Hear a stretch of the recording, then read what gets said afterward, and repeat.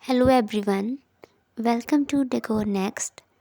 In today's video, I am going to share with you wooden wall decoration ideas for your living room in different ways. When we think of adding wooden elements into your interior designing, we think about wooden flooring, wooden panels, and cover designs.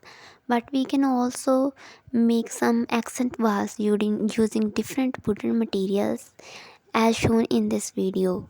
So try to give your living room a makeover using these ideas. Wooden panels and wooden slates are a great way to give a makeover to your living room and make a accent wall out of it. You can use them for the entire wall or can go for your desired length. Vertical wooden panels give your home a very modern and sleek look.